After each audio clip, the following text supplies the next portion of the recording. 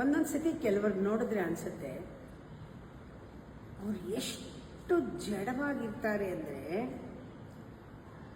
ತಳ್ಳಿದ್ರೂ ಹೋಗಲ್ಲ ಮುಂದೆ. ಇಂದ್ರಿಯಗಳೆಲ್ಲ ಆಕ್ಟಿವ್ ಆಗೇ ಇರಲ್ಲ. ನೋಡ್ತಾ ಇರ್ತಾರೆ ನೋಡ್ತಾ ಇರಲ್ಲ, ಕೇಳ್ತಾ ಇರಲ್ಲ, ಮುಗಿಸ್ತಾ ಇರಲ್ಲ, ಮುಟ್ತಾ ಇರಲ್ಲ. ಹಾಗೆ ಅಂತ ಅವರೇನು ಟೋಟಲ್ ಡಿಟ್ಯಾಚ್ಮೆಂಟಲ್ಲಿ ಸನ್ಯಾಸ ಏನಲ್ಲ, ಏನೂ ಮಾಡಲ್ಲ. ಒಂಚೂರು ಯಾವುದರಲ್ಲೂ ಆಸಕ್ತಿ ಇಲ್ಲ, ಕುತೂಹಲ ಇಲ್ಲ, ಜೀವನದಲ್ಲಿ ಏನೂ ಇಲ್ಲ. ಏನೋ 3 ಹೊತ್ತು ತಿನ್ನೋದು ಇರೋದು ಅಂತಾರಲ್ಲ, ಅದನ್ನು ದೇವಿ ಭಾಗವತದಲ್ಲಿ ಹೇಳ್ತಾರೆ ಪಶು ಅಂತ.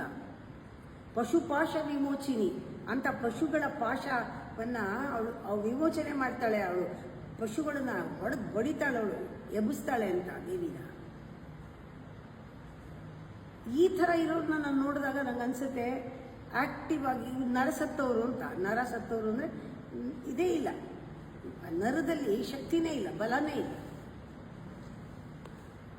ಕೆಲವರು ಇಂದ್ರಿಯಗಳು ಕೆಲಸ ಮಾಡ್ತಿರುತ್ತೆ ಪ್ರಪಂಚದಲ್ಲಿ, ಎಲ್ಲದರಲ್ಲೂ ಇರ್ತಾರೆ. ಅವ್ರು ಕೊಲೆ ಮಾಡ್ತಾರೆ, ಮೋಸ ಮಾಡ್ತಾರೆ, ತಟವಟ, ಸುಳ್ಳು, ದಗ, ಮೋಸ ಎಲ್ಲದರಲ್ಲೂ 24 ಗಂಟೆ ಬೇರೆಯವ್ರನ್ನ ಯಾವ ರೀತಿ ಎಳೆಯೋದು, ಬೀಳಿಸೋದು, ಆ ಷಡ್ಯಂತ್ರಗಳನ್ನ ಮಾಡ್ತಾನೆ ಇರ್ತಾರೆ, ತಂತ್ರಗಳನ್ನ ಹೂಡ್ತಾನೆ ಇರ್ತಾರೆ. ಒಂದೊಂದು ಸತಿ